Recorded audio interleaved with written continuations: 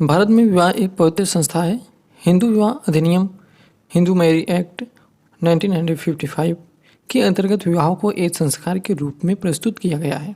प्राचीन काल से ही विवाह को एक संस्कार माना जा रहा है। वर्तमान परिस्थितियों में विवाह के स्वरूप में परिवर्तन आए हैं, समाज के परिवेश में भी परिवर्तन आए हैं।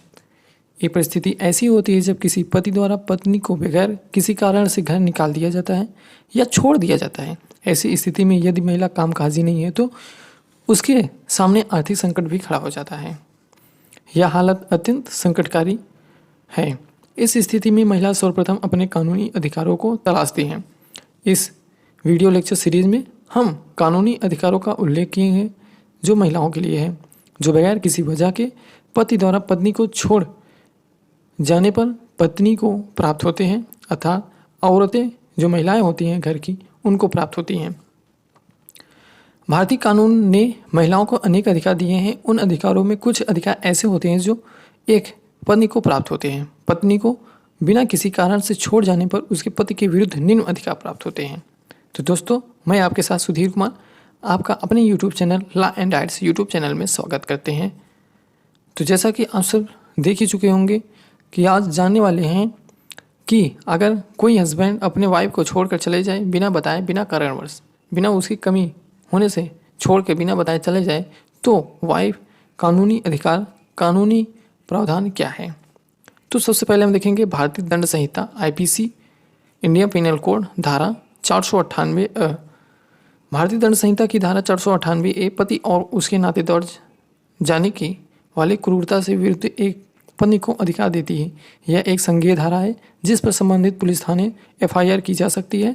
इस धारा के अंतर्गत 7 वर्ष तक जुर्माना, 7 वर्ष तक कारावास के दंड का प्रावधान संहिता में दिया गया है।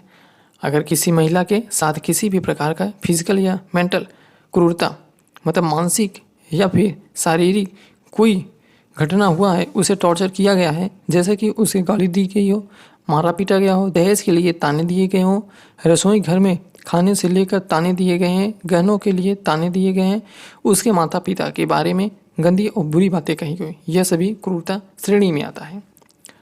किसी महिला के साथ यह सब कुछ हुआ है, उसके पति ने उसे मारा पीटा, मार पीट कर घर से निकाल दिया है और दोबारा लेने नहीं आया। ऐसी स्थिति में वह महिलाएं पुलिस थाने जाकर इसका शिकायत कर सकती हैं। दंड प्रक्रिया संहिता सीआरपीसी की धारा 154 के अंतर्गत एफआईआर कराई जा सकती है। इसके लिए आवश्यक नहीं है कि महिला का पति जिस थाने क्षेत्र में रहता है वही रिपोर्ट की जाए, बल्कि कोई भी ऐसी पीड़िता महिला अपने पति को घर जाकर अपने मायके जाकर वह उस थाने क्षेत्र के अंतर्गत अपने पति की रिपोर्ट दर्ज करवा सकती है या अपने जिले के महिला थाने में जाकर धारा 498 के अंतर्गत मामला दर्ज करा सकती है। अब हम जानेंगे हिंदू विवाह अधिनियम 1955 की धारा 9 क्या कहता है। हिंदू मैरिज एक्ट 1955 की धारा 9 किसी घर के निकाली गई महिला को यह अधिकार देती है कि वह एक अर्जी अदालत में लगाकर अपने पति को घर वापस भेजे जाने का निवेदन कर सकती है, अर्थात वह रिक्वेस्ट करें कि मुझे बुलाया जाए। अगर किसी महिला को बगैर किसी वजह के उसके पति द्वारा घर से निकाल दिया गया है या उसे छोड़ दिया गया है, ऐसी स्थिति में महिला का यह अधिकार बन जाता है कि वह पति के घर यदि वापस जाना चाहती है तो न्यायालय को इस मामले में अवगत कराकर हिंदू विवाह अधिनियम 1955 की धारा 9 के अंतर्गत आवेदन देकर अपने पति को घर वापस जा सकती है। न्यायालय ऐसी महिला के पति को यह आदेश करती है कि वह अपने पत्नी को वापस अपने घर लेकर जाएं और एक पत्नी के रूप में वह उसे अपने साथ रखें और दाम्पत्य अधिकारों का पुनर्स्थापना करें। इस अधिनियम की धारा 9 के होने के कारण अनेक टूटे हुए संबंधों को बचाया गया है। विवाह को बिगड़ने से पहले ही बचाया जाए, इसके लिए हिंदू विवाह अधिनियम की व्यवस्था की गई है। कोई भी पीड़िता पत्नी या आवेदन उस न्यायालय में लगा सकती है जहां वह निवास करती है। अगर वह अपने माता पिता के घर रह रही है तो वहां से भी वह आवेदन लगा सकती है। जैसे अगर कोई महिला अपने माता पिता लखनऊ में या फिर अन्य कहीं रहती है और पति कहीं घर जैसे चेन्नई हो गया, तमिलनाडु हो गया या फिर उत्तर प्रदेश, बिहार, ये इन सब जगह हो गया, तो ऐसी स्थिति में महिला लखनऊ या फिर जहाँ वह रह रही है उसके माता पिता का घर जहाँ है वह निवास करती है, वहाँ की कुटुंब न्यायालय या जिला न्यायालय में वह उत्पाद कर सकती है। अब हम जानेंगे घरेलू हिंसा अधिनियम डोमेस्टिक वायलेंस 2005। विवाहित स्त्रियों के अधिकारों की रक्षा के लिए यह अधिनियम भारत में मील का पत्थर साबित हुआ है। इस अधिनियम ने बहुत से लाभ विवाहित स्त्रियों के लिए किए हैं। विवाहित महिलाएं के अधिकारों को सुरक्षित करने का इस अधिनियम का महत्वपूर्ण स्थान है। घरेलू हिंसा अधिनियम की धारा 12 के अंतर्गत कोई भी ऐसी महिला जिसे उसके पति द्वारा घर से निकाल दिया गया है, वह घर में पुनः प्रवेश की अर्जी लगा सकती है। और साथ ही यदि अगर ऐसी महिला को दिए गए स्त्री धन पर उसके पत्नी ने कब्जा कर लिया है, तब वह महिला आवेदन में अपने स्त्री धन को वापस पाने का गुहार भी लगा सकती है। और यही नहीं बल्कि इस धारा के तहत वह भरण पोषण मेंटेनेंस भी हासिल कर सकती है। किसी भी महिला के पास यह अधिकार है कि अगर वह अपने पति से अलग रह रही है या उसका पति उसके साथ नहीं रहता, बिना किसी कारण के उसके पति ने छोड़ दिया है, ऐसी स्थिति में पत्नी भरण पोषण ले सकती है। अब हम जानेंगे दंड प्रक्रिया संहिता 1973 धारा 125 क्या कहती है। बगैर किसी कारण के घर से निकाली गई महिला के पास में यह चौथा सबसे महत्वपूर्ण अधिकार है, जिसमें ऐसी महिला अगर पति से अलग रह रही हैं तथा पति ने ही उसे अलग कर दिया गया, अर्थात बिना कारण बताए हुए पति अपने पत्नी को छोड़ दिया है या ले नहीं आ रहा है, तब न्यायालय में आवेदन देकर CRPC की धारा 125 के तहत पति की भरण पोषण मांग कर सकती है।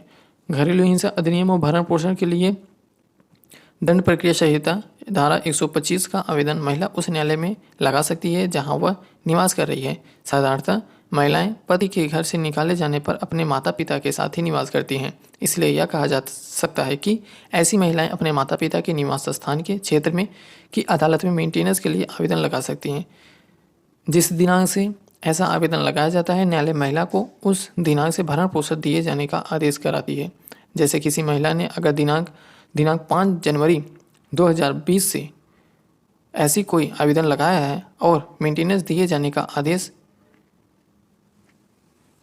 आदेश 20 दिसंबर 2020 को दिया गया है, तब उस आदेश को दिए जाए पूरे समय 1 वर्ष अर्थात 20 जनवरी से 2020 तक को आवेदन किया गया था और 20 दिसंबर 2021 को पूरा दिया जाएगा, अर्थात 1 साल वर्ष का भरण पोषण पूरा देना होगा। अर्थात जब से वो आवेदन किए हैं, जब तक केस का निर्णय नहीं आता तब तक वह भरण पोषण वही करेगा पति। न्यायालय साधारण 3,000 से 5,000 तक प्रतिमाह का आदेश तो करती है, पर इसके साथ महिला का स्टेटस को भी देखते हैं, उसकी जीवन शैली को भी देखा जाता है, उसके साथ उसके पति की आय को भी देखा जाता है। इन सभी चीज़ों का अवलोकन के बाद अदालत भरण पोषण का आदेश कर देती है। इस अधिनियम के मकसद महिलाओं को आर्थिक मोर्चे पर मजबूत करना, इससे पति द्वारा छोड़ी गई महिलाओं के आर्थिक पक्ष को मजबूत किया जाता है और इन्हें इतना रुपए दिलाया जाता है जिससे वह अपना जीविकोपार्जन कर सके। अगर पति द्वारा भरण पोषण के रुपए नहीं दिए जाते हैं तब महिला उस पर वसूली का वाद संस्थित कर सकती है एवं न्यायालय गिरफ्तारी वारंट के जरिए पति को न्यायालय की उपस्थिति कर पत्नी को रुपए दिलवाता है। यह सभी अधिकार एक भारतीय स्त्री को प्राप्त है। इसमें केवल हिंदू विवाह अधिनियम की धारा 9 हिंदू महिला के मामले में ही लागू होती है। शेष सभी कानून भारत के सभी नागरिक के समान रूप से लागू होती है। हिंदू विवाह अधिनियम की धारा 9 के समान ही अन्य व्यवस्था ईसाई और मुस्लिम समुदाय को भी उपलब्ध है, वे महिलाएं भी उसका लाभ ले सकते हैं। तो दोस्तों आज का ये वीडियो यहीं पर समाप्त होता है। तो ये वीडियो आपको कैसे लगा, अपना वैल्यूएबल कमेंट जरूर दीजिएगा और अपने नियर डियर दोस्तों को जरूर शेयर करिए। तो okay, bye bye, take care.